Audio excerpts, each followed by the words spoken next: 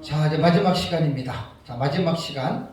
이제 요한계시록 6장을 또 펴시기 바랍니다. 요한계시록 6장입니다.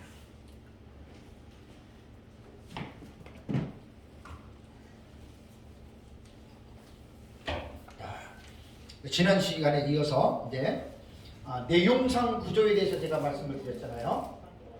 내용상 구조에서 말씀을 드리면서 형식상 구조와 내용상 구조, 제 책에 나옵니다. 제 책에 아까 132페이지라 그랬는데 10페이지인가요? 거기 나옵니다. 그거를 반드시 봐야 되고, 그 다음에 이제 그 총론 계시, 그 다음에 연결 계시, 연관 계시 있잖아요. 그거는 제 책에 400 몇 페이지가 보면은 6장 들어가기 전에 해놨어요. 그러니까 그 두 가지, 그러니까 형식상으로 보는 구조하고, 요거는 이제 요한계시록을 딱 들어가면 이건 반드시 기본으로 가르쳐야 됩니다. 형식상으로 보는 형식상 구조하고, 내용상으로 보는 구조하고, 지금 이제 요거 내용상 구조 들어가 가지고 제가 아까 총론 계시 말씀드렸죠. 총론 계시와 연결 계시와 연관 계시. 그러니까 총론 계시와 연결 계시는 특별한 게 아니에요. 본경으로 보면 돼요. 본경과 삭경에서 본경으로 보면 되고, 연관 계시는 삭경이라고 하는 막간 계시예요. 특별한 건 아니고 용어만 바꾼 거예요. 왜냐하면 도표로 제가 이 내용을 집어넣다 보니까 그 도표를 이해하기 쉽게 해서 요 연결과 연관은 집어넣은 거지, 없는 내용이 아니라 요 내용이에요. 따지고 보면. 그래서 이제 도표를 제가 이제 저 도표를 만들어 놓고 요한계시록을 설교할 때 엄청난 효자입니다. 저게 또 두말할 필요가 없습니다. 막 그릴 필요도 없습니다. 딱 걸어 놓고 하면 엄청난 저게 효자니까 교육 자료로는 완전히 이겁니다. 교육 자료는 우리 사상으로 볼 때 저거 뭐 엄청나게 하나님이 주는 특별한 선물이라고 봐요. 그러니까 저걸 놓고 하면 말이 어떨 때는 막 훑한 말이 필요 없어요. 딱 하면 딱 그냥 한눈에 보고 요한계시록 전체를 보고 이해가 되니까 얼마나 저게 효자인지 몰라요. 제가 볼 때는. 그래서 이제 앞으로 이제 민 목사님에게 배운 거 내가 또 정리해서 지금 가르치는 신학적인 체계를 좀 더 보관해서 가르치는 거, 이거 배우시는 분들은 저거 없으면 가르치기 힘들어요.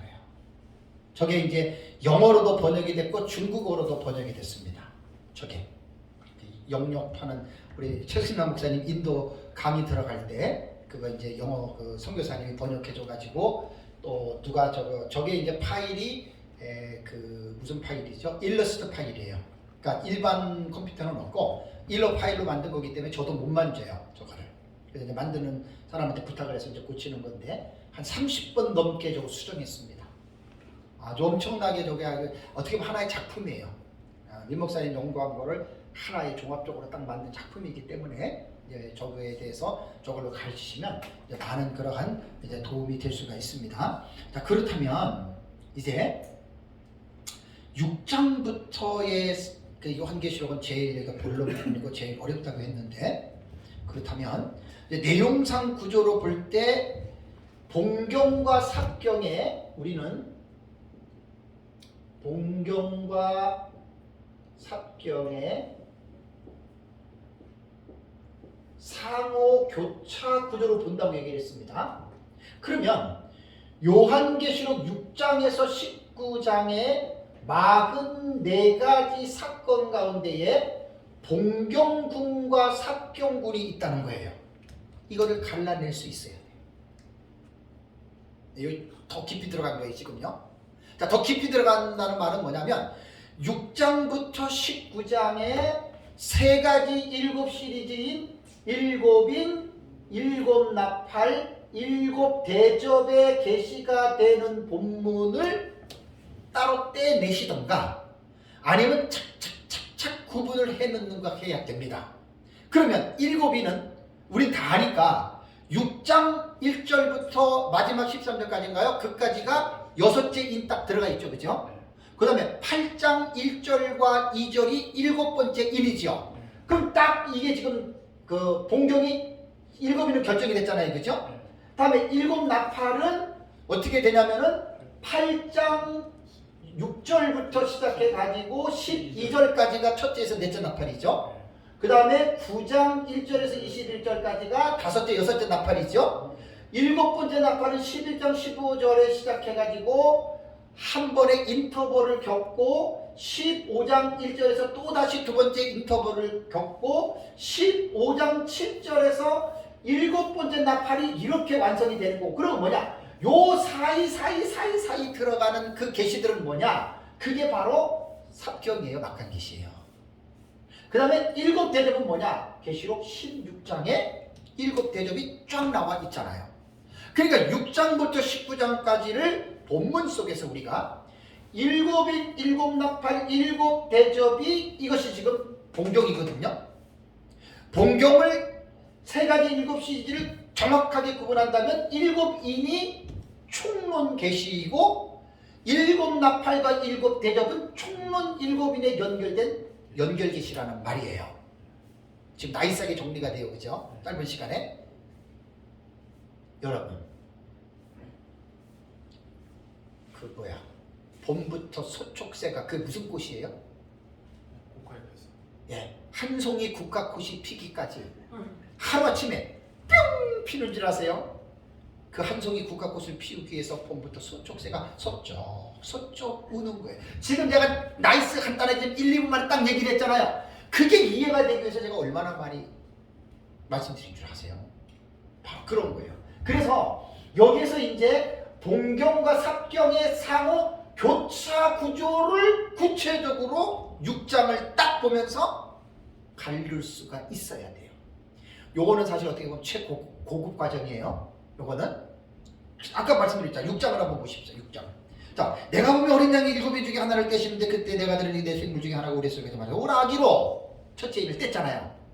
1장에서 6장까지는 이거는 본경분이에요. 여기서 우리가 아까 전 시간 말씀드린 게 기억나세요? 신학적 입장이 뭐예요? 우리 신학적 입장이 요한계시록 6장 이후부터 우리가 해석하는 신학적 입장은 어디에 기초와 근거를 둡니까? 다니엘서 9장 70일이죠. 거기에 뭐예요? 한일이에요. 그 한일회라고 하는 7년이라고 하는 한일회의 기간에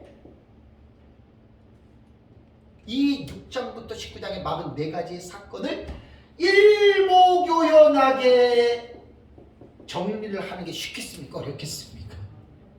진짜 어려운 거예요. 저는 죽었다 깨나도 못하고요. 이 일을 평생 해오신 분이 우리의 제 은사이신 민병성, 여러분들 다 들으셨죠? 민병성 목사님이세요. 그러니까 저는 제 자랑할 게 하나도 없다니까요. 내가 했다 그러면 하나님에게 떼지 않고 매 맞아요. 저는 제가 한 게 아니에요. 진리가 중요한 거지. 그 깨닫는 게. 그러니까 이렇게 지금 하는 거예요. 그러니까 이게 벌써 이거 알았습니다. 제가 그러면 연구해가지고 해보겠습니다. 100% 실패입니다. 머리 핑핑 돌아가지고 생각도 덮고 나 계시록 안에 있고 끝낼 사람입니다. 나 겸손하게 배우시면 진짜 누워서 떡 먹기식으로 얹히지 않아요. 그렇게 배우면 쑥 들어가요. 제가 그런 사람 중에 하나잖아요. 그리고 계속 연구를 하고 계속 검증을 하다 보니까 이거 너무 기가 막힌 거야. 그래서 조금 이제 제가 원어라던가 이런 부분들을 제가 집어넣어가지고 이제 민 목사님 것들을 제가 지금 계속해서 지금 확장시키고 있는 거예요. 그걸 제가 하는 거예요. 그러니까 쉽게 말하면 민 목사님은 원액이잖아요. 원액. 네? 그 원액을 가지고 제가 다 지금 칵테일 하는 거예요. 지금. 네? 이렇게도 섞고 저렇게도 섞고 해가지고 여러분들 참 듣기도 좋고 보기도 좋고 먹기도 좋게끔 하는 게 제가 하는 겁니다. 이게 지금 이제 6장부터 이거를 완전 최고급 과정입니다. 그래서 딱 보면은 자, 첫째 인을 뗐는데 10만이 나왔는데 우레 속에서 오라 했는데 탄자가 면류관을 받고 이기려 하는 게 이게 뭘까? 궁금하시죠? 자, 제 책을 한번 보세요. 그러면 책에 딱 주제가 나오잖아요. 이렇게 공부를 하시라는 말이에요. 그러니까 무조건 읽으면 몰라요. 제가 오늘 첫째 시간, 둘째 시간, 셋째 시간 강의가 다 이렇게 보기 위해서 그걸 내가 장시간에 얘기했고 지난달에도 지지난달에도 다 이런 부분을 강조했던 거예요. 그래서 이러한 지식을 가지고 이제 6장부터 딱 보면서 이렇게 딱 하면 금방 여러분들 고민 안 하고 배울 수 있어요. 이 최고 복 받은 거예요. 그리고 제가 10여 년 가까이 하다 보니까 진짜 제가 보증합니다. 난 자신감이 있습니다. 웬 목사님이 말한 대로 저렇게 이루어지지 않는다 하더라도 우리는 손해볼 게 하나도 없어요. 진짜 오히려요, 저렇게 정말로 요한계시록 가르치잖아요. 목회론적인 입장에서 제일 따봉입니다. 성도들 제일 각성시키고 성도들 깨어서 주님 재림 준비시켜 저거만큼 아주 훌륭한 저기 요한계시록 그 해석법 없어요. 나 하나님한테 내 목숨 걸고 내가 말합니다. 절대로 저대로 이루어지지 않아도 우리는 손해볼 게 하나도 없어요. 이미 성경 요한계시록 전체 안에서 개혁신학이라고 하는 건전한 성경 해석적인 입장에서 우리는 해석을 해놨기 때문에 뭐 아까 말씀드린 대로 첫째 화인 황충의 화가 다른 사람하고 전혀 안 맞고 그 다음에 14만 4천도 안 맞고 더 중요한 제일 큰 난관은 첫째 부활이에요. 첫째 부활. 해 아나스타시스 해 프로테, 이는 첫째 부활이라. This is the first resurrection. 이는 첫째 부활이라. 거기 들어가면 완전히 이건 이제 우리가 비슷하게 보는 사람 거의 없어요. 전천년이고 무천년이고 세대주의고 다 첫째 부활을 가지고 총 이걸 가지고 변호해야 됩니다.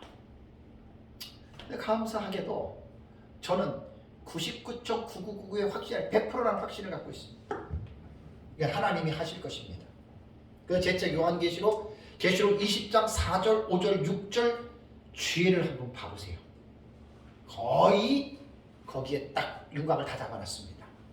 그거 가지고 이제 깊이 들어가서 이제 부활론도 제가 4년 전이죠. 여기서 한 학기 했습니다. 그 부활론도 엄청난 내용입니다. 그 나중에 그 책은 최후에 내가 쓸 책이에요. 2000년 기독교 역사의 부활론의 지개점을 한 칸 옆으로 옮겨 놓는 내용이 있기 때문에 나는 100% 확신이 삽니다. 100% 99.99도 아니고 100% 있어요. 요거는 분명합니다. 누가 뭐라 그래도 내 목에 칼이 들어도 이건 분명합니다. 첫째 부활. 그래서 부활론은 한 4, 5년 전에 여기서 한 학기 하나님의 은혜로 강의한 내용들이 있기 때문에 이제 그 부분을 그렇게 합니다. 자, 그래서 첫째의 이는 뭐냐?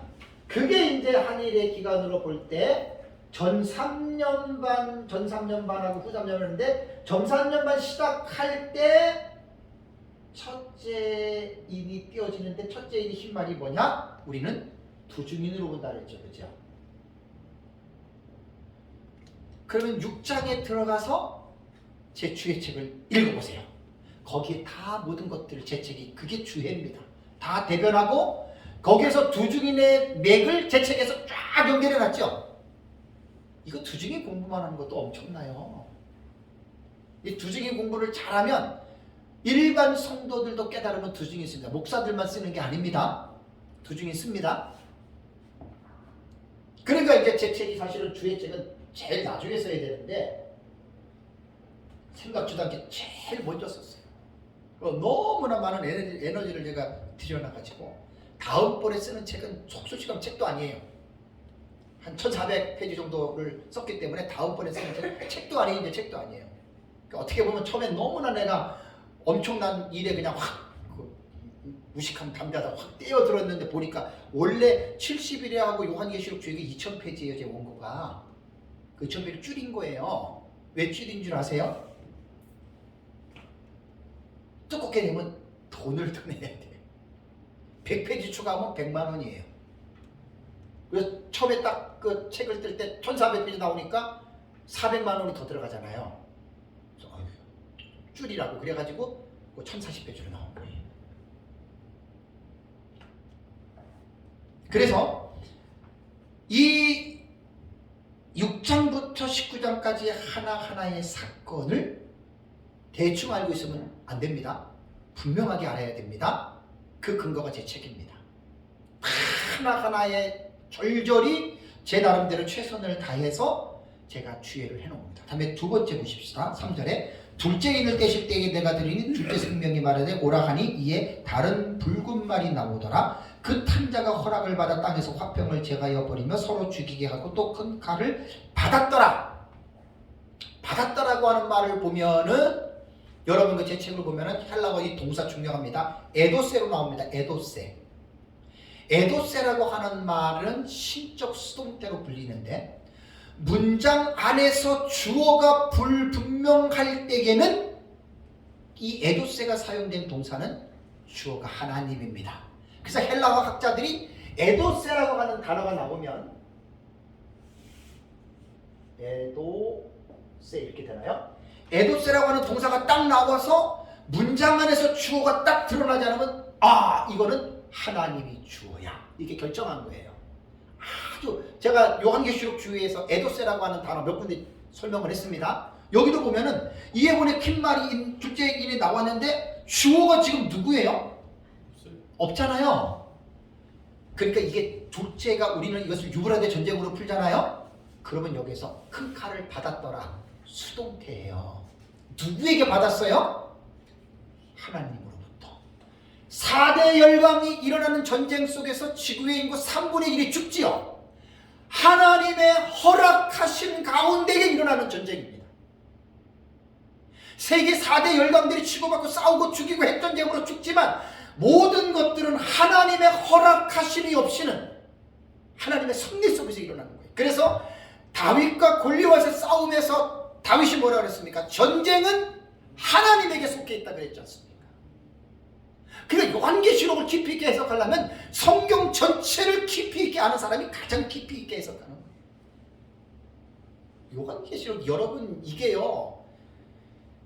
제가 주경신학적으로 거의 15년 정도 연구를 하는데 주경신학 10년 동안 연구를 해서 표시가 별로 안 나요. 표시가 별로 안 나요. 아주 오랜 시간 깊이 있게 해야지. 그러니까 설교자가 성경을 딱 설교하고 해석하는 걸 딱 들어보면 그 사람의 성경에 대한 실력이 딱 가늠자가 딱 보여요. 제가 지난주에 에베소서 2장 11절, 12절, 13절 설교를 했는데 11절과 12절에 바울이 에베소 교회 안에 이방인 성도들이 그때의 너희가 어떠한 자들이었는 줄 아느냐 7가지로 바울이 묘사했습니다. 그거는 구약 성경에 관한 지식이 없이는 그 7가지가 이해가 안 돼요. 할례 문제라든가 그 다음에 이스라엘 백성이라든가 소망이라든가 하나님이 없는다 이거는 구약적인 지식이 있어야지 그게 이해가 됩니다. 그러니까 요한계시록은요.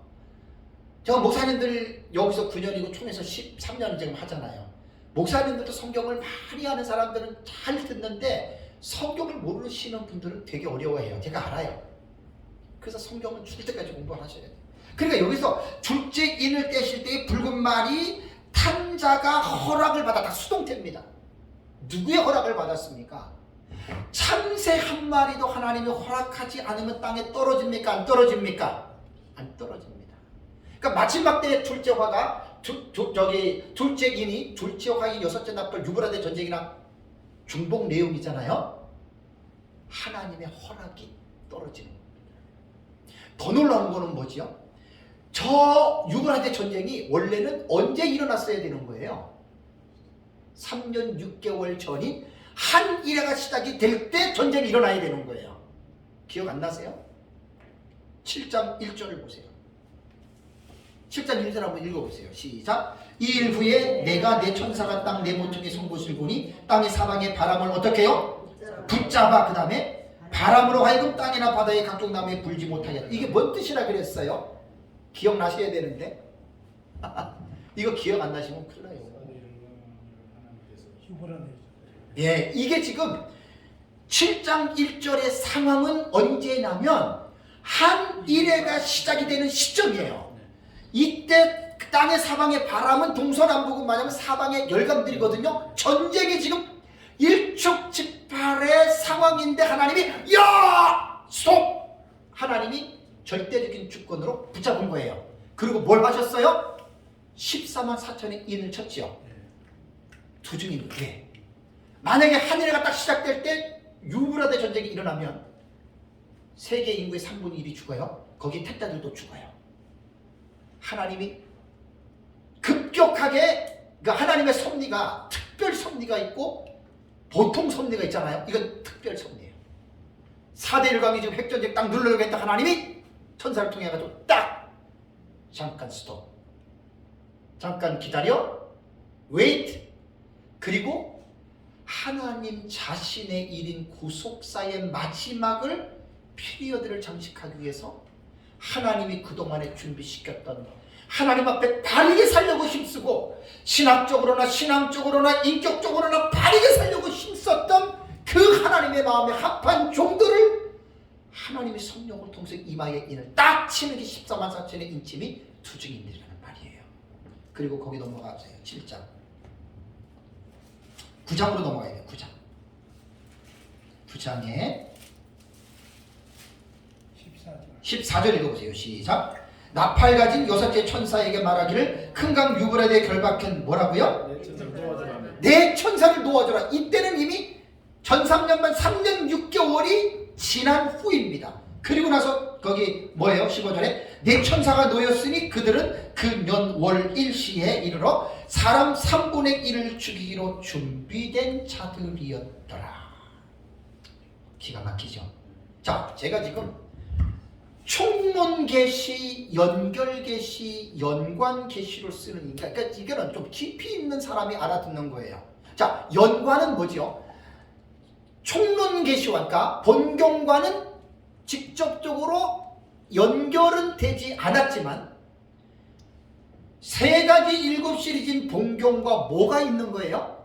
연관이 있다는 거예요. 연관이. 다 지금 이런 것들이 여러분 연결이 다 돼요. 그러니까 막간 계시던 그 다음에 그것이 저기 본경이던 간에 다 이게요 연결이 되는 거예요. 그러니까 요한계시록을 지금 뭐 전 하나님의 은혜로 그냥 딱 이게 뭐 다 뚫어지니까 뭘 딱 하면 탁탁탁탁 이게 다 주변이 다 보여요 저는. 그러니까 제 책이 그래서 나온 거잖아요. 이걸 처음부터 읽을 때 이런 걸 깨달을 수 있을까요? 이건 진짜 힘든 거예요. 에티오피아 내시가 예루살렘에서 6월절 지나고 돌아가면서 이사야서를 읽는데 내시가 저기 빌립이 가가지고 내가 읽는 게 뭔지 아느냐? 뭐라 그래요? 나를 지도해 주는데 내가 이거 어떻게 하냐 그러잖아요. 그때 빌립이 가가지고 여기 털 깎는 자 앞에서 잠잠한 자는 바로 메시아 그리스도다 깨닫잖아요. 선생의 역할이 그렇게 중요한 거예요. 요한계시록 너무 어려운 책입니다. 시간도 많이 걸려요. 꾸준히 배우는 사람, 그러니까 엉덩이가 무거운 사람이 항상 지식이 덜 터져요. 엉덩이 가벼운 사람은 못 배워요. 돌아다니고 싶어서. 이거 하나만 봐도 벌써 연결이 딱 되잖아요. 그죠? 연결이. 그러니까 이게 지금 뭐냐면 6장부터 19장까지가 전부 다 이게 지금 어떻게 얽혀 있는 거예요. 멀리서 볼 때는 얽혀 있지만 딱 들어가 보면 아, 요거는 본경이구나. 아까 말씀드렸잖아요. 그죠? 읽어놔봐. 이거 됐다. 아, 요거는 막간계시구나. 탁탁탁 보면서 아, 요 본문은 어떻게 되고 연관관계를 알잖아요. 그럼 너무 기쁩니다. 이 요한계시록 너무너무 엄청난 내용. 이게 이제 결국은 이렇게까지 설교하고 강의할 때 성도들이 하려면은요 최소한 1년, 2년은요 이거 깊이 가르쳐야 돼요. 지금 목사님들이 다 이거 보면 확 열리잖아요. 그죠? 이게 한없이 열립니다. 갑자기 이렇게 하면 처음 듣는 사람은 에? 뭐라고? 이게 그거야? 다 그렇게 생각해요. 처음에는. 이거 받아들일 수가 없어요. 왜냐하면 용어 자체가 왜 6장부터 19장이 한 일회로 보느냐, 그 70일과 뭔 연관이 있느냐, 여러분 뭐라고 설명할 거예요? 그죠? 아니 한일회가 뭔지도 모르는 사람이 전산정 국산정 이거 이해가 되겠어요? 아 그리고 1, 2, 3, 4, 5, 6으로 일어나는 줄 아는데 갑자기 왔다 갔다 하니까 이거 이해가 되겠냐고요. 그래서 제 강의가 다른 사람의 강의에 보통 4, 5배가 길잖아요. 긴 이유가 있는 거예요. 이래야 시간을 많이 들이면 들일수록 저처럼 깊이 있게 요한계시록을 요리할 수가 있는 거예요. 결코 간단하게 배운다는 생각은 버리셔야 됩니다. 그리고 제가 겪어보니까 잘 배우는 사람이 제일 잘 가르쳐요. 적당히 배우는 사람은 적당히 가르칩니다. 이거 명언입니다. 잘 배우는 사람이 제일 잘 가르쳐요. 그게 하나님의 원칙이고 법입니다. 그게. 잘들 배우세요. 근데 여러분 배우는 게 여러분들 자신을 위해서 배우는 게 아니에요. 제가 공부하는 거 나를 위해서 공부하는 게 아니에요. 저 남들려고 공부하고 있어요. 지금까지도 그렇게 했어요. 남들려고 공부하는 거지. 목사님들 혼자 알려고 공부하는 거 아니에요? 성도들에게 가르치려고 공부하잖아요. 지금 같은 원리예요. 무슨 2장 딱 둘째 입 딱 되니까 벌써 그냥 흰말 딱 나오니까 벌써 붉은 말 나오니까 전쟁 벌써 탁 연결되죠, 그죠? 7장이 나오고 9장 1절이 나오고 9장 15절이 나오잖아요. 7장 1절. 이게 왜 이게 가능한 줄 아세요? 9장부터 19장까지 7장 6장부터 19장까지 헐이 아니까, 그죠? 헐이 아니까 이게 촉촉촉촉 연결이 돼요. 어떤 구절을 딱 보면은 뒤에 있는 구절이 앞에 있는 구절이 목사님 저 여기 왔습니다 하고 딱 들어와요. 그럼 나는 알지요. 이렇게 깊이 있게 연구를 하시라는 얘기예요. 그래서 이제 요한계시록 제가 쓴 책 중에 책은 정말로 많은 도움이 될 겁니다. 그런 면에서 하나하나를 깊이 있게 계속 공부해 나가세요. 계속 공부해 나가셔서 6장부터 19장까지 내용을 깊이 있게 해석을 이제 구슬이 소말이라도 깨워야 보겠습니다. 제 책 아무리 열고 갖다 놓으면 뭐합니까? 읽어야 되는데 근데 만만치 않아요. 쉽지 않아요. 좀 오랜 시간을 두고서라도 하나하나 공부해 나가세요. 하나하나 맛있게 따먹고 소화를 시키세요. 더 좋은 방법은 그걸 설교하면 제일 딱 남아요. 요건 내가 나중에 해야 되겠다. 죄송합니다. 시간이 지나가면 까먹습니다. 목사님들 연세가 어떻게 되시나요? 청춘이 아닙니다. 저는 장점이 뭐냐면 딱 한번 들으면 그냥 해버립니다. 저는 그게 저의 장점이에요. 실수는 하지요. 그래도 그게 장점이에요. 저는 그렇게 저는 지금까지 해왔어요. 뭐 어디 가서 배웠다 깨달았다 한 명 두 명 저는 안 가립니다. 60대 70대 안 가립니다. 그냥 해버립니다. 그냥. 그러니까 그게 내 거가 된 거예요. 지금 돌이켜보니까. 내가 좀 이 다음에 성도가 좀 많아지면 내가 요거 해야 되겠다. 아이고 안녕히 가세요. 빠이빠이 끝난 겁니다. 그 사람. 무슨 내일을 기약합니까? 하나님 나라 한 18, 9년 전에 공부할 때 은혜 받으면 하루 월요일부터 10시부터 5시까지 꼬박 공부하고 한 주간 동안 계속 하나님의 나라 하는 거예요. 새벽부터 수요일까지. 그러니까 그게 내 것이 되는 거예요. 성도 많고 적고가 중요한 게 아니에요. 다음에 5절 보세요. 5절, 6장 5절. 셋째 인을 떼실 때에 내가 들으니 셋째 생물이 말하되 오라 하기로 내가 보니 검은 말이 나오는데 그 탄자가 손에 저울을 가졌더라. 내가 내 생물 사이로부터 난 듯한 음성을 들으니 이르되 한 데나리온의 밀 한 대요 한 데나리온의 보리 속대로다. 또 감람류와 포도주는 해치지 말라 하더라. 도대체 셋째 인의 검은 말이 뭐고 검은 말이 나올 때에 이 사실은 무엇을 설명하는 것일까? 제 책을 보세요. 다 주의해 놨습니다.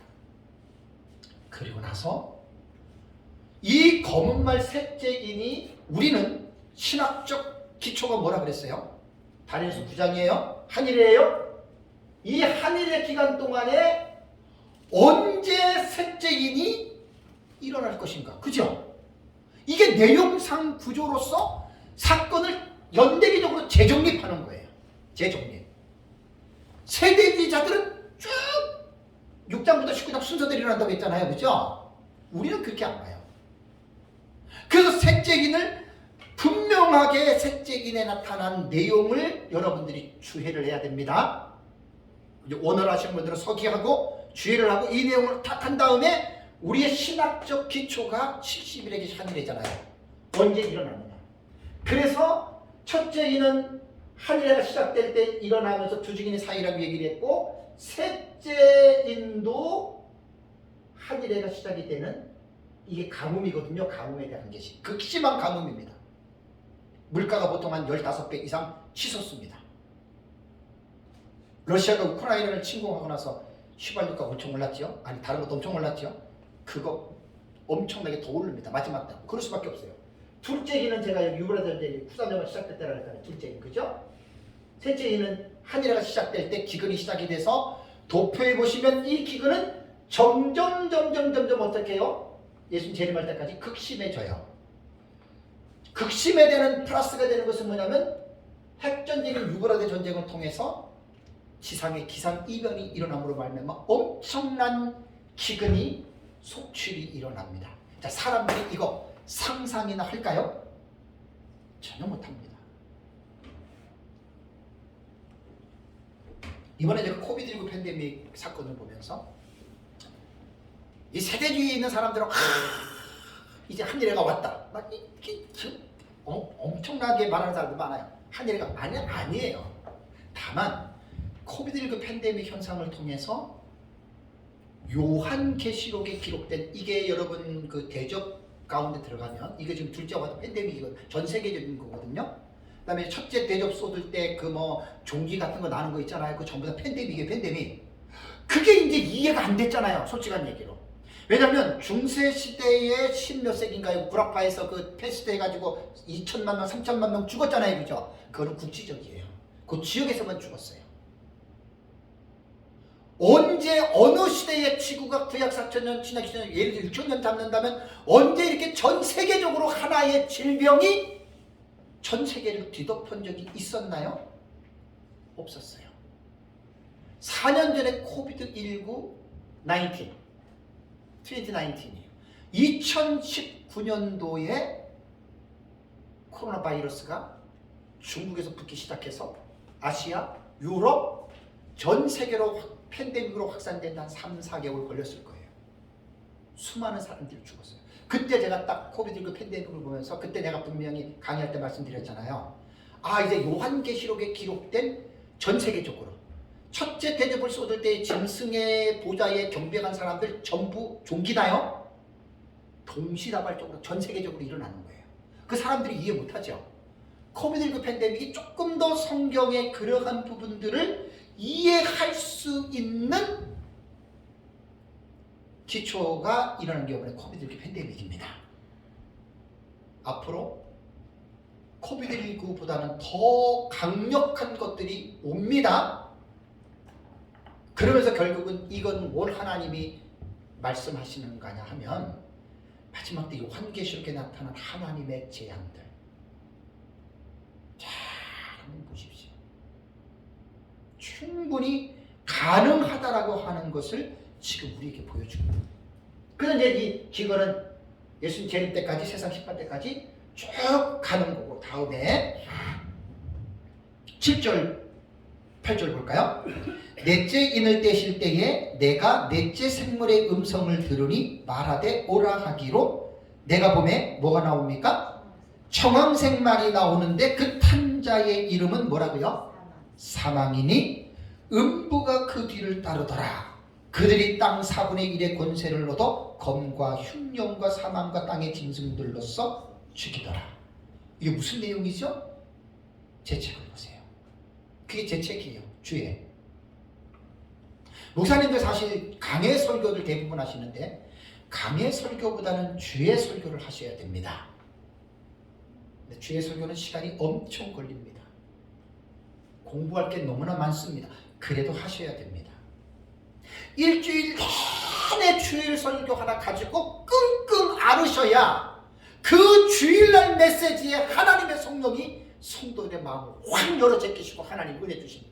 아멘. 돌아다니고 여기 기웃 저기 기웃하다가 그냥 적당히 설교 본문 가지고 성령님 임하소서 그냥 해버리면 하나님이 다 압니다. 요놈 내가 너 모를 줄 압니다. 다 압니다. 하나님이 그렇게 하시면 안 돼요. 이거 하나하나 단어 하나하나를 다 본문에 들어가서 원문을 보고 뜻을 이해하고 구문론을 보고 여러분 목사님들의 설교는 이렇게 하시라는 게 내가 볼 때는 난 그걸 좀 추천드리고 싶어요. 힘들어도 이렇게들 안 하시잖아요. 왜? 너무나 목사님들이 바쁘세요. 운동도 하러 가야지, 밥도 먹으러 가야지, 사우나도 가야지, 등산도 가야지. 운동을 해야 돼요. 너무나 바쁘니까 그거 할 시간이 없어요. 뭐 만나야지, 뭐 해야지.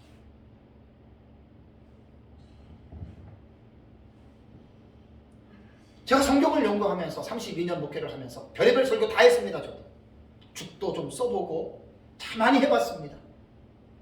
요한계시록 연구하면서 제 책을 딱 내면서 저는 주의 설교를 해야 되겠다고 결정을 했습니다.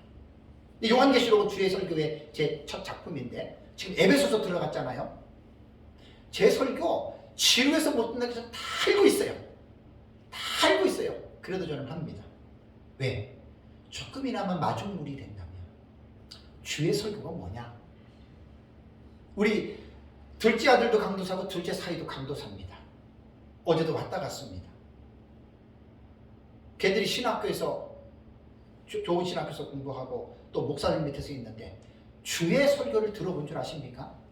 고려신학교에서 길성남 교수님 같은 경우하고 그 다음에 그 구약학 누구지요? 기동용 교수님 같은 경우는 안 봐도 그런 분들은 학자들은 주의 설교합니다.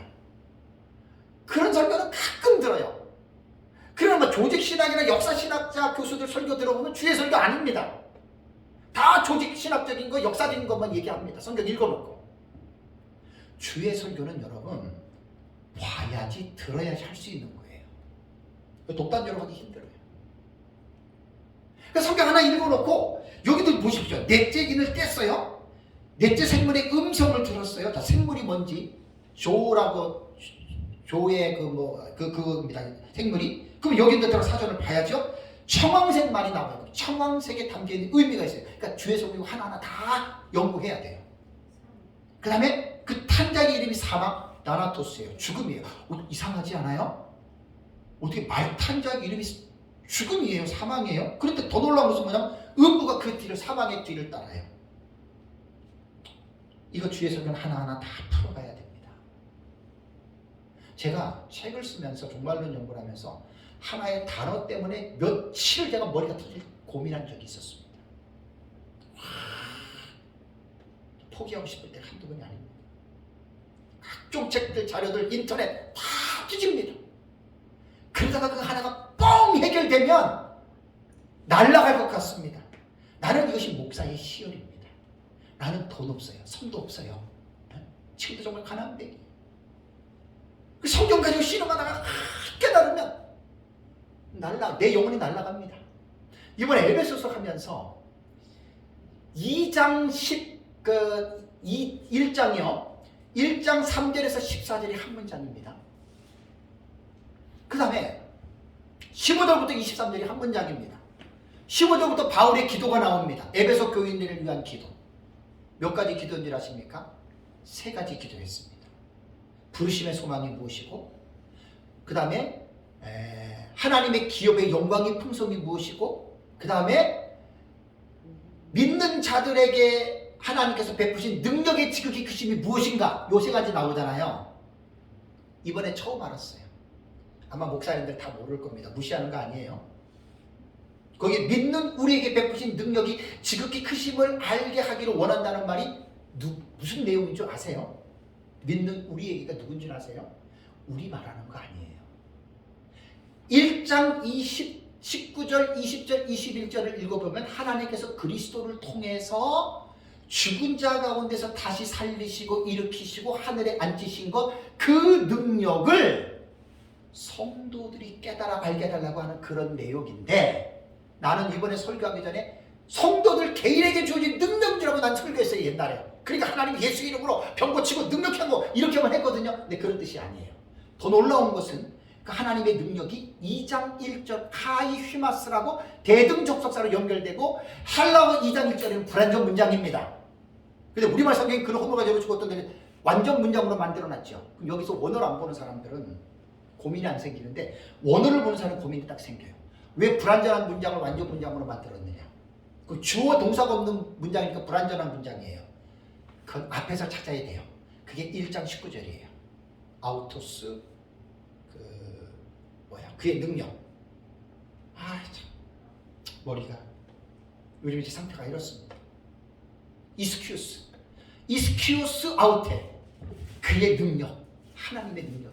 그러니까 하나님의 능력으로 2장 1절을 끌고 와야 되고, 이번에 2장 마지막에 딱 마치는데도 결국은 하나님의 능력이라고 하는 1장 19절이 2장까지 전부 다 지배하는 거예요. 거기 보면 이제 신하 종속 접속사가 나옵니다. 신하절. 그러니까 원어를 안 보면 이런 걸 못 발견해요. 머리가 너무 아프고요. 내가 왜 설교를 이렇게 해야 되냐. 지금도 마귀가 얼마나 저를 꼬드끼는지 모릅니다. 그냥 빈들빈들 넘어서 저는 설교 32년 했는데 뭐 못하겠어. 다 할 수 있습니다. 근데 하나님이 보고 계시니까 제가 못합니다. 조금 말이 빗나갔어도. 그렇다고 한번 보세요 여러분. 넷째 인을 뗐을 때 여기 보면 말탄자 이름 사망이다. 뭔가 이거 좀 이상하잖아요. 그죠? 근데 그 뒤에 음부가 따라요. 반드시 목사님들, 저도 원어는 못하지만 바이블 렉스 정도는 보셔야 됩니다. 원어 몰라도 스트롱코드 다 돼 있어요. 거기에 보면 다나토스, 그 다음에 음부라고 하는 하데스인가요? 다 나와요. 이 말이 뭐냐면 우리는 넷째 인의 계시가 엄청난 내용을 담고 있어요. 왜냐하면 본문을 먼저 주의를 해야 되잖아요. 그죠? 그러면 청황생마를 탄 자가 사망이라고 하는 말은 죽음이라는 거예요. 죽음 명사예요. 다나토스 명사예요. 근데 그 뒤에 음부가 따라온다고 했죠. 그죠? 그러면 죽음이라고 하는 그 청황생마를 타고 가는 그 자를 따라가는 사람은 어떻게 해요? 음부로 끌고 가죠. 음부 하데스가 무덤도 되고 죽은 자의 거처 무덤도 되고 죽은 자들이 거하는 세계도 되는데 이 다나토스는 지옥, 아니 이 하데스는 지옥으로 해석하는 것이 가장 문맥에서 적절합니다. 그러면 넷째 일의 계시가 이게 엄청난, 이게 좀 말도 못한 엄청난 계시예요. 넷째 이 청황생 말은 곧 모든 사람들을 지옥으로 끌고 가는 사람은 누구겠습니까? 이 세상에서 그게 바로 적그리스도예요. 그게 안티크리스토스예요. 안티크리스토이가 아니라 안티크리스토스 단수예요. 그러니까 적그리스도를 따라가다 보면 그 따라가는 사람은 어디 가요? 지옥 가지요. 자, 요 계시가 연관 계시에 보면은 어디 나와요? 계시록 13장. 바다에서 올라오는 짐승, 그 다음에 그 바다에서 올라오는 짐승을 하수인처럼 지동 역할을 하는 땅에서 올라오는 짐승, 그 다음에 계시록 17장 가면은 음녀 나오죠. 여기 넷째 계시 전부 다 인볼브가 되는 거예요. 여러분 너무 기가 막히지 않아요? 그냥 하나까지 읽어놓고 끝내는 게 아니라니까요. 그래서 이 적그리스도가 그러면 언제 출현하느냐? 항일해가 시작될 때 적그리스도 출현합니다. 넷째. 가장 어떻게 보면 비중으로 보면 유브라데 전쟁이 일어나고 책정지에서 죽는 거, 그거 별로 중요한 거 아닙니다. 3분의 1 죽는 거 별로 중요한 게 아닙니다. 천하보다 더 귀한 게 뭐죠? 사람의 영혼이죠. 모든 사람을 지옥으로 끌고 가는 그 사건의 주체자인 청황생마를 탄 자인 사망이라는 다나토스를 가진 그 자가 우리가 볼 때는 요한계시록에서 엄청난 비중을 가지고 있는 존재라는 거예요. 이게 바로 적그리스도예요. 그러니까 아까 말씀드린 대로 제가 지금 적그리스도가 딱 나니까, 그러니까 두 증인이 나오니까 벌써 쫙 연결되죠. 그죠? 전쟁 나오니까 딱 연결되죠. 그 다음에 기근 나오니까 딱 연결되죠. 적그리스도 나오니까 또 쫙 연결되죠. 이게 지금 어디에서 6장과 19장만 있으면 연결되는 거예요. 전부 다 연관성이 있어요. 계시들이. 근데 이게 이렇게 연관성이 있게 계시들을 본다는 게 쉽겠습니까? 어렵겠습니까? 어렵죠. 그냥 청황생말 읽고 그냥 음부가 뒤를 따라 그렇게 다 끝내잖아요. 아니죠. 아니죠. 다 이렇게 연결이 되는 거예요. 다음에 9절 한번 읽어보십시오. 9절에서 10절 시작.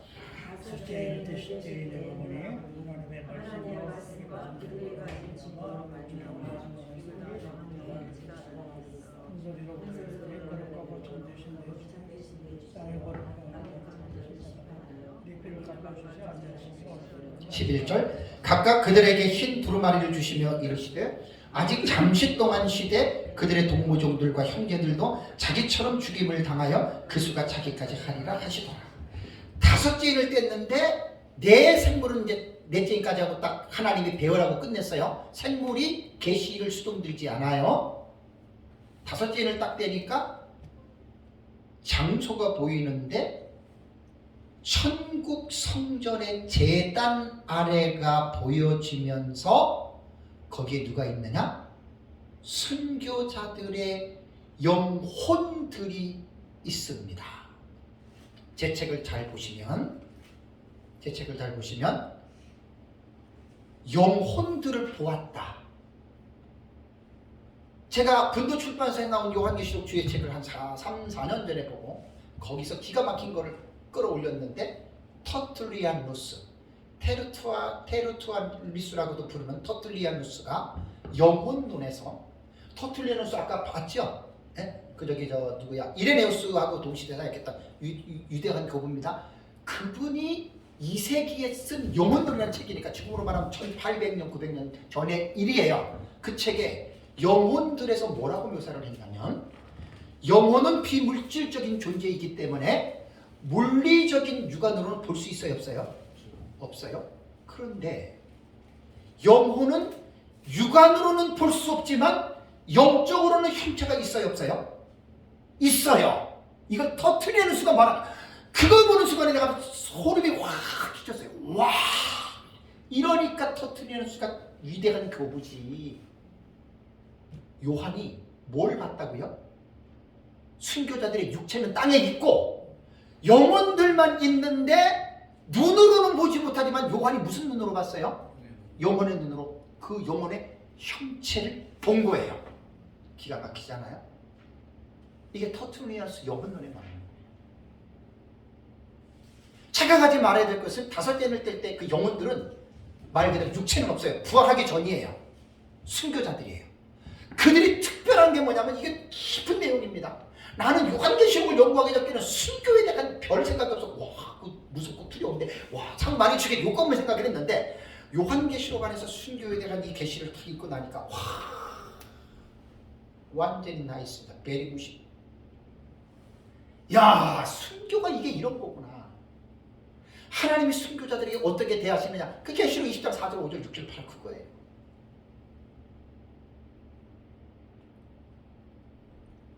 죽임을 당한 영혼들이 제단 아래에서 큰 소리로 하나님 앞에 탄원하는 그거를 요한이 육신의 눈이 아닌 영혼의 눈으로 봤어요. 형체가 있죠. 대단한 발견이지 않아요? 난 그 책 보기 전에 난 몰랐어요. 영혼을 설명을 되게 그랬는데 기가 막히구나. 야, 정말 기가 막힌 교분에 이분이 우리와 같이 전천년으로 보는 분이세요. 이 시조예요, 시조. 터툴리아누스도 이레네우스 다 히포리투스 이런 분들. 근데 여기서 자세히 얘기는 말하겠습니다. 심판에 대한 얘기도 나오고 그들의 동무 종들도 나오고 이제 수가 차이까지 되게 중요한 말입니다. 일일이 다 제가 할 수가 없습니다. 이거는 제 책을 보시면 나름대로 자세하게 제가 다 주의를 해놨습니다. 그렇다면 요한이 다섯째 인이 떼어지는 그 상황을 본 그 환상은 언제 이 사건이 이 땅에서 성취가 될까? 그죠? 그럼 우리는 고민할 게 없어요. 한 일회라고 하는 틀에서 우리 해석한다 그랬잖아요. 이 기준이 명확하지 않으면 되게 헷갈립니다. 우리 목사님 잘 알 거예요. 이거 여기서는 자꾸만 일로 가요. 그죠? 자꾸 이쪽으로 넘어가요. 그거 우리하고 상관없어요. 역사주의, 전천년주의자들이 그렇게 본 건데 우리 그렇게 보면 이거 다 흐트러져요. 그게 아니에요. 그래서 여기에서는 지금 언제 일어나느냐. 그래서 그 시점을 다 첫째 화가 황충하잖아요. 그죠? 화는 화인데 이 화는 불신자들하고는 상관이 없고 신자들에게만 상관이 있는 계십니다. 첫째 화가. 이거 여러분 다른 사람하고 토론하면 여러분들 지식 없으면 싹 100점 100개 합니다. 거의 다 모든 주석자들이 황충하에 가해자는 사탄이고 피해자는 불신자로 봅니다. 우리처럼 성도들로 보는 주석들 거의 없습니다. 다른 사람 다 피고 웃습니다. 뭐라고 답변하실래요?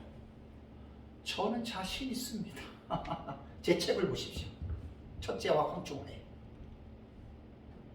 사실 자랑이나 제 책은 그냥 쓴 거 아니에요.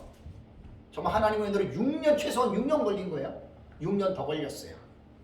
처음부터 시작하면 8, 9년 걸린 거예요, 제 책은. 그때부터 준비한 책이에요.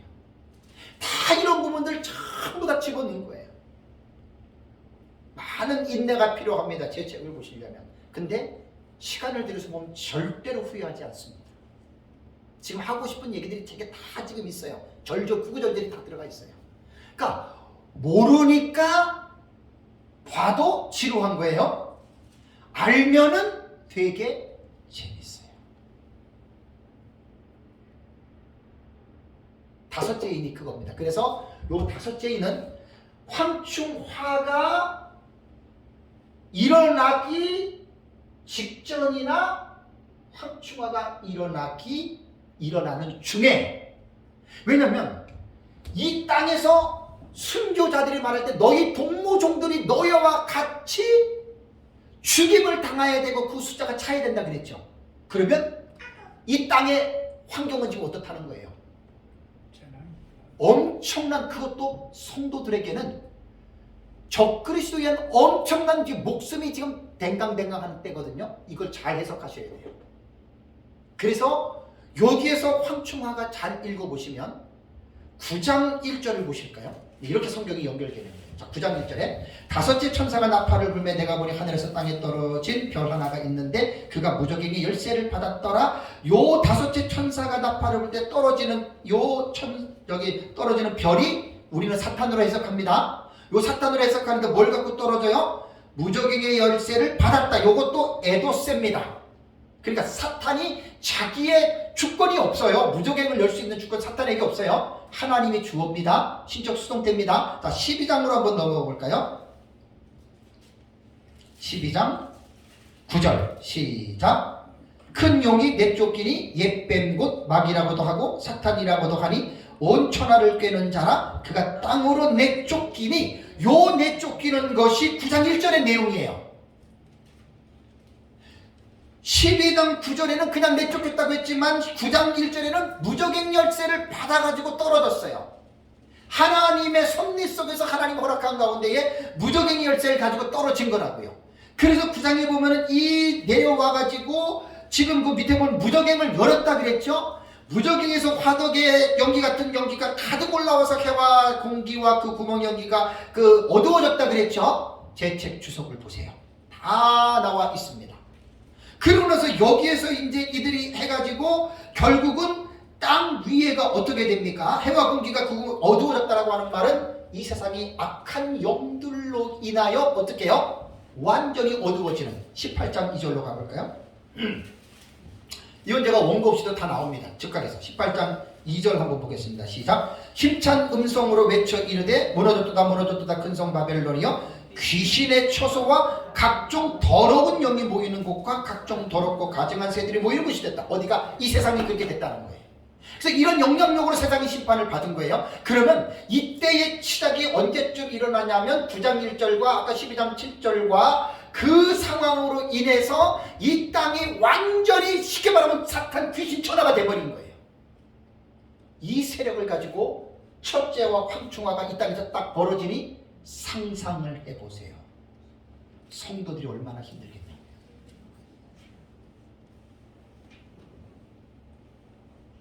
그래서 여기에서 결국은 다섯째에서 하나님이 순교자들에게 말씀해 주신 게 내 동무종들도 너희와 같이 하나님의 말씀 때문에 죽을 자들인데 그 순교자 숫자가 어떻게 됐어요? 하나님에게서는 순교자 숫자가 정해져 있어요. 그것을 우리는 두 증인의 순교의 숫자로 보는 겁니다. 12장 가볼까요?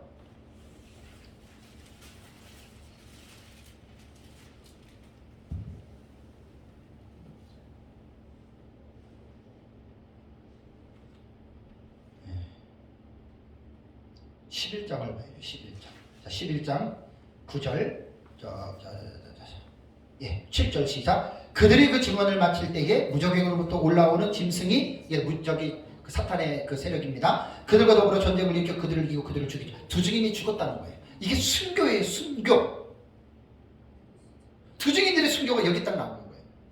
그래서 너희 동무종들이 너희와 같이 죽임을 당하고 하나님의 순교의 수요가 찬다고 하는 말은 두 증인의 숫자로 말을 하고 두 증인이 1260일을 마치고 죽잖아요. 그죠? 이게 두 증인 순교예요. 그러니까 뭐냐면 다섯째 인도, 이게 간단하게 해석할 게 아니에요. 이게 전체에 대한 문맥에 그 전체에 대한 해석을 못하면 연결을 시킬 수 있는 힘이 없어요. 그냥 단순히 그냥 순교자들이 왜 그렇습니까? 이러고 그냥 끝나는 건데 아니에요. 여기 하나님은 예시적으로 다 말씀했습니다. 11절 다시 보세요. 6장 11절. 각각 그들에게 흰 두루마리를 주시며 이르시되 아직 잠시 동안 쉬되 그들의 동무종들과 형제들도 어떻게 해요? 자기처럼 죽임을 당하여 그 수가 차기까지 하리라. 순교자들. 그래서 이 상황은 아까 말씀드린 대로 첫째와 황충화가 이루어지기 직전이나 이루어지는 중에 다섯째 이는 천상에서 이루어지는 사건이에요. 그 딱 보면 포지션 나오잖아요. 네? 포지션. 여기하고 이렇게. 네, 그렇게 다 지금. 여기서 이큰 때문에 이렇게 밀렸는데 네. 요만큼입니다. 요만큼. 네. 첫째가 요만큼. 표시를 쭉 해놨잖아요. 네. 그래서 그렇게 여러분들이 도표를 보시면 딱 이렇게 되는 거예요. 그래서 요쯤에서 다섯째 일이 사건이 이 땅에서 이루어질 것이다. 그거예요. 여기 다섯째 일. 다음에 6장 12절 볼까요? 시작. 내가 보니 여섯째 인을 떼실 때에 큰 지진이 나며 해가 검은 털로 산단상복같이 검어지고 달은 온통 피같이 되며 하늘의 별들이 무화과 나무가 대풍에 흔들려 설익은 열매가 떨어지는 것 같이 땅에 떨어지며 하늘은 두루마리가 말리는 것 같이 떠나가고 각 산과 섬이 제자리에서 옮겨지매 땅의 임금들과 왕족들과 장군들과 부자들과 강한 자들과 모든 종과 자유인들이 굴과 산들의 바위 틈에 숨어 산들과 바위에게 말하되 우리 위에 떨어져 보좌에 앉으신 이의 얼굴에 소와 그 어린 양의 진노에서 우리를 가리라. 그들의 진노에 큰 날이 이르렀으니 누가 능히 서리요 하더라. 그렇다면 여섯째는 우리가 첫 읽기에도 이거 보통 내용이 아니에요. 그죠? 이거 엄청난 사건이에요. 그죠? 우리는 여섯째 인을 그럼 여기서 또 이제 지식이 필요한 거예요. 지금 이 텍스트를 문장을 문자로 읽어야 됩니까? 상징으로 읽어야 됩니까? 항상 이걸 먼저 따져야 돼요. 요한계시록. 문자를 읽으시죠. 네. 무천년은 문자 노 상징입니다. 우리 역사적 천천년은 모든 게 문자 아닙니다. 모든 게 문자는 세대주의입니다. 우리는 문자적 해석을 중요시하고 원칙으로 삼지만 상징의 해석은 우리는 상징을 합니다. 이게 역사적 전천년입니다. 그러니까 제가 말씀드렸잖아요. 요한계시록 읽을 때 이거 독법적인 지식을 갖고 있으라고. 이게 다 성경을 읽는데 지금 다 기본 기초 지식이 되는 거예요. 아까 첫째인, 둘째인, 셋째인, 넷째인, 다섯째, 넷째인까지는요. 넷째인까지는 상징으로 읽는 겁니다. 상징이에요. 그죠? 상징 언어로 시크릿 랭귀지, 비밀 언어로, 상징 언어로 기록됐기 때문에 우리는 문자적 해석 안 합니다. 그러나 문자적 해석이 상징의 언어 내용 속에서도 문자적 해석이 부분 할 필요가 있고요. 그죠? 문자적 해석을 하면서도 부분에는 상징적으로 해석할 그 내용들이 있어요. 그걸 잘 구분하는 게 실력입니다. 다섯째 기는 우리는 문자적으로 해석합니다. 그죠? 그대로 문자적입니다. 여섯째도 우리는 문자적으로 봅니다. 그럼 문자적으로 다시 보시면 여섯째 인을 떼니까 큰 지진이 났고 해가 검은 털로 산장복같이 검어지며 달은 온통 피가 되고 하늘의 별들이 이거 보통 일이 아닙니다. 14절에도 하늘이 두루마리같이 말리는 거고 떠나가고 각 산과 이거 보통 일이 아닙니다. 중복계시가 이게 지금 멸망인데 요한계시록에 5가지 나오죠. 이게 기가 막힙니다. 자, 16장을 가볼까요? 중복계시록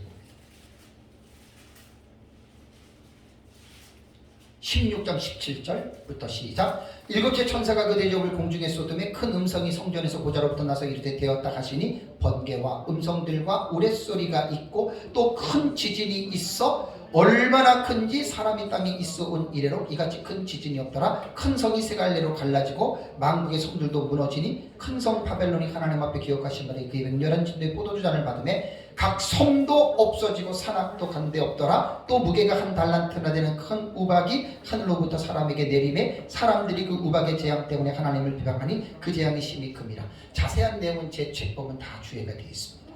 그렇다면 여섯째 이는 지구 멸망에 계시거든요. 지구 멸망에 계시는 요한계시록의 5번 중복 계시입니다. 기가 막힌 거예요. 자, 어디예요?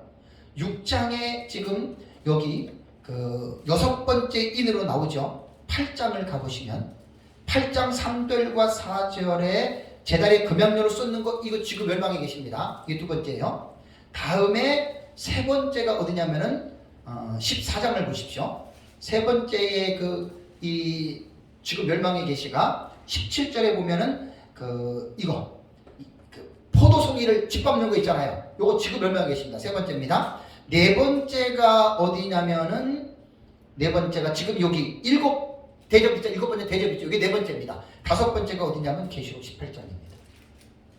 기가 막힙니다. 6장에서 19장 안에 있는 사건들 가운데 가장 많이 중복이 된 게 지금 멸망의 계시예요. 이거 다 지금 멸망의 계시고 이거 하나하나 다 제 책 추석을 가서 읽어보세요. 다 지금 멸망이거든요. 주의 책에. 그렇다면 이상하네. 아니 책이 몇십 페이지 몇백 장도 되는 게 아니고 6장에서 19장이라고 했다 44가지 사건밖에 안 나오잖아요. 아니 거기서 하나님께 5번이나 하나님이 계시하셨을까? 이거 너무한 거 아니야? 이런 생각 들죠? 여기서 우리는 뭘 깨달아야 되냐면 중복할수록 반복할수록 그리고 그 수요가 많아질수록 어떤 의미가 있냐면 이거 확실해 그런 뜻이에요. 그리고 이거 분명하게 일어나. 이거 정해대로 이거 분명히 일어날 거야 그런 뜻입니다. 여러분 반복의 용법은 그런 용법이에요. 강조하는 거예요.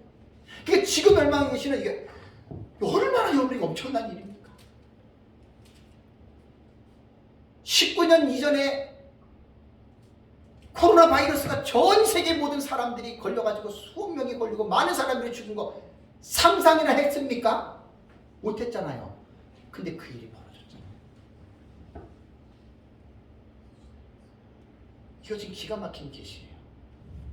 제가 늘 전 설교할 때나 강의할 때 이 얘기를 합니다. 성경은 이해의 대상이 아닙니다. 믿음의 대상입니다. 인간의 이성으로 이거 이해됩니까? 안 됩니까? 안 됩니다. 그럼 이게 하나님이 농담으로 쓴 거예요? 하나님이 농담으로 쓴 거예요? 진담이거든요. 우리는 이거를 인간의 이성으로 따지고 아이고 이놈아 이거 정말 그냥 어떻게 해요? 빈는 거. 저는 설교 중에 가장 제 설교의 특징은 뭐냐면 하나님의 말씀을 띄워놓고 팡 하는 게 제 설교의 장점입니다. 믿어라 이겁니다. 이 뜻이다 이겁니다. 맞다고 지금 우리 회장님 흥분하셨어. 우리 회장님 흥분하셔가지고 그냥 저건 의성어라 그래 어떻게 하라 그래 행동으로 지금 그냥 격렬하게 지금 동일하게 우리 저 최수경 목사님 볼펜까지 던졌어요. 저는 그래서 설교를 막 철학적으로 막 사유헬라적으로 해가지고 막 읽어놓고 난 솔직히 제 성격하고는 안 맞아요. 그것도 깊은 설교죠. 근데 저는 그런 거 안 맞아. 저는 성경을 탁 해석 딱 해놓고 뻥 하는 게 하나님의 은사입니다. 왜? 말씀 믿으라. 여러분들이 이거 한번 생각해 보십시오. 이게 아이고 그게 무슨 하나님의 종입니까 그게. 그래서 성경은 그래도 우츠 인텔리가 대학교 다닐 때 들었던 얘기예요. 30몇 년 전에 지금도 남아있어요. 성경은 이해의 대상이 아니에요. 이해하려고 성경을 믿으면 절대 안 믿어집니다. 인간의 이성으로는 믿으세요. 믿으면 100% 이해가 됩니다. 아멘. 이게 신비예요. 또 한번 써볼까요? 그래도 우츠인 엘가, 그것을 믿고 난 후에 이해한다, 그런 뜻이고요. 라틴어로. 너무 멋있는 거예요. 여러분 성도들에게 하나님 말씀 읽어놓고 여러분 제발 좀 믿어주세요. 제발 이런 짓들을 하지 마십시오. 내가 꿀밤을 탁 때려주고 싶어요. 뭘 믿으시게요? 믿어라! 그래야죠, 여러분. 그래서 설교는 캐리그마적인 선포적인 요소가 강해야 돼요. 목사님들이 확신이 강할수록 성도들은 확신으로 받아들입니다, 여러분. 아십니까? 그냥 뭐 성경을 읽어놓고 아니 그럴까요? 뭐 아이고 참말로 이제 답답해가지고 에이 뭐 그럴까요? 그렇죠. 그래서 제가 소리를 딱 지르는 포인트에 가보면 제가 그냥 소리 지르는 사람이 아닙니다. 설교자의 강한 확신은 듣는 성도들에게 강한 확신으로 딱 던져집니다. 그래서 확신 없는 설교는 별로 능력이 없어요. 그냥 성경 읽어놓고 목사 그냥 지 혼자 생각으로 끄집고쳐 가다 내려오는데 거기에 무슨 성도가 아멘하고 거기에 무슨 성도가 변화가 되겠습니까? 그렇다고 무조건 지식도 없이 소리 지르면 그 남포꾼입니다, 목사가. 그러면 안 됩니다. 성경을 깊이 연구해서 깨달아서 이 말씀이 이런 내용이다라고 믿음으로 딱 선포하면 100% 하나님이 책임져 주십니다. 나는 32년 동안 설교하면서 난 이거를 내 나름대로 그냥 느껴요. 하나님이 하시는 일. 그 설교자들 설교를 딱 들어보면 확신이 있는 사람과 확신 없는 사람의 설교를 딱 들어보면 나옵니다. 뭐 성도들한테 뭐 이거 믿어달라고 뭐 세상 천지 뭘 믿어줘요. 믿으라야죠. 내 양은 내 음성을 들어요. 내 양이 아닌 사람은 안 들어요. 목사님들의 설교는 믿는 자들 위한 설교 아니에요. 확신이 없이 어떻게 설교들을 하십니까? 그냥 우리 교회 떠나지만 말고 남아서 헌금이나 좀 해주십시오. 그건 그리스도의 종이 아니에요. 그래서 지금도 성경을 설교하고 강의할 때 가장 내가 그 다이나믹을 느낄 때가 이 말씀이 이런 내용입니다 할 때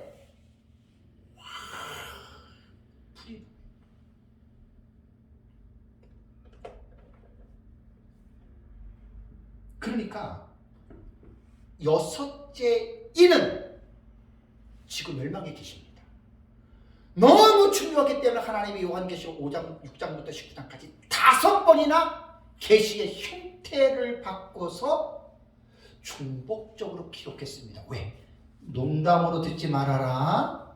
이거 확실하다. 이거 진짜다. 이거 정말이다. 너 안 들으면 큰일 난다. 정말이다. 5번은. 제가 지금도 참 안타까운 게 지금까지 제가 한 9년 가까이 요한계시록 한 거는요. 이런 깊이 있는 것들은 못했어요. 제가. 왜? 이거 지금 총 정리하느라 너무 시간이 많이 걸렸는데 이거 필요해요. 이것이 잘 돼 있어야 확 이게 나온단 말이에요. 지금 이게. 에? 이것이 안 돼 있으면 확 이게 안 나와요. 투지미 같은 거 안 나와요. 그냥 앉아가지고 지식으로 배우고 배우고 싶으면 배우고 배우고 싶으면 나가고 그런 거예요. 변화 없어요. 그리고 설교자의 특징이 뭐냐면 진짜 하나님 앞에 붙잡히는 수밖에 없어요. 다른 방법 없어요. 내가 실력 많다고 말 잘한다고 되는 게 아니에요. 이거는 진짜 바울이 말한 것처럼 성령에 나타나는 능력밖에 없어요. 그래서 이제 여섯째 이는 이런 내용입니다. 자, 그럼 총정리 한번 해볼까요? 여섯째 이는 지금 도표를 보면 한 일회가 끝나고 여기에 여섯째 인이 붙어 있거든요. 아까 이정복 목사님 말씀하셨는데 이거는 한 일회가 끝나자마자 떨어지는 거예요. 끝나자마자. 네? 그러니까 이 도표상으로 볼 때는 우리가 기록하는 데에 시간의 공간에 우리는 지배를 받기 때문에 이렇게 했는데 끝나자마자 이루어지는 거니까 한 일에로 집어넣어도 상관이 없어요. 다만 지구가 불타는 기간이 30일이라고 밑에 적어놓은 것은 다니엘서 12장 11절에 1290일에 계시 때문에 그렇습니다. 이건 제가 지난달인가 지지난달에 강의할 때 들어보시면 압니다. 이거 그렇게 지금 되는 거예요. 그렇다면 마지막 정리를 하면 6장에서 첫째 인에서 여섯째 인을 통해서 하나님이 가르쳐 주신 계시를 쫙 정리를 해보니까 6가지의 사건은 한 일의 기간 동안에 전반부와 후반부에 이 사건이 일어나는구나. 그죠? 이건 딱 자동적으로 정리가 되죠. 그죠? 여기서 딱 이해를 하시면 돼요. 그리고 7장으로 한번 넘어가 볼까요? 7장 시작. 이 일 후에 내가 내 천사가 땅 내 모퉁이에 선 것을 보니 하고 6장에 나타나는 이 일 후에 또 다른 사건들에 대해서 보니 에이돈입니다. 그리고 내가 보았다. 뭘 보았습니까? 1월 달에 말씀드리겠습니다. 항상 연속극 되면은 짠 하면서 끝나잖아요. 그죠? 여기서 짠 끝내고 2023년 1월 달에 마지막 주에 여기에서 이 일 후에 본 것이 뭐냐? 여기서 막간계시군이 들어가는 거예요. 지금 제가 하는 강의는 아마 지금까지 강의했던 것 중에 가장 이 시간이 은혜스러울 거예요. 그죠? 아멘. 예, 본문을 딱 들어가서 하니까 근데 이게요 왜 은혜스러운지 가르쳐 드릴까요? 그동안에 몇 년 동안 이거 안 들었으면 은혜 안 돼요. 그냥 저 혼자만 막 왜 그래? 이렇게 된다니까요. 뭐지? 그럼요. 뭐지 그러고 끝나요 그냥. 네? 이게 뭐야? 한송이 국가꽃이 하루아침에 뿅 피는 거 아니에요. 봄부터 소쪽새가 많이 울어야 됩니다. 그래야 이제 가을이 돼서 국가꽃이 피는 거예요. 저도 참 오늘 많이 행복합니다. 가장 행복할 때가 저는 설교하고 강의할 때가 제일 행복합니다. 오늘 밤에 잠자기 다 큰일 났네. 의뢰를 많이 받은 나는 잠을 못 자요. 밤에 참 오늘 막 너무나 감사하고요. 어쨌든 지금 이제 그동안에 4월 달부터 10월 달까지 요한계시록 독법에 대해서 22강자 30시간 정도 설교행 유튜브에 그대로 올라가 있고, 이제 지난주하고 이번 주에는 이제 11월 달과 12월 달에는 이제 우리가 보는 요한계시록은 도대체 족보가 뭐냐? 어디서 왔냐? 그죠? 바울이 디모데에게 내가 네게서 배운 것을 알면 그랬죠. 너가 지금 말하는 계시록 누구한테 배웠어? 이 말을 나는 답변해 주는 거예요. 지난달하고 이번 달에 나는 그렇게 배워서 나는 이렇게 보고 있다라고 그것을 그냥 카더라로 하는 게 아니라 다 그동안에 강의했던 이 지식을 뒷받침해서 묵시문학적으로 해석학적인 구절, 텍스트를 볼 때, 사건을 볼 때, 단락을 볼 때, 주경신학과, 조직신학과, 역사신학적으로 볼 때 우리는 이렇게 본다라고 여러분 제가 소리를 지금 지르는 겁니다. 그냥 무조건 소리 지르는 게 아닙니다. 2022년 하나님의 은혜로 여기까지 온 것에 대해서 하나님 앞에 감사드리고요.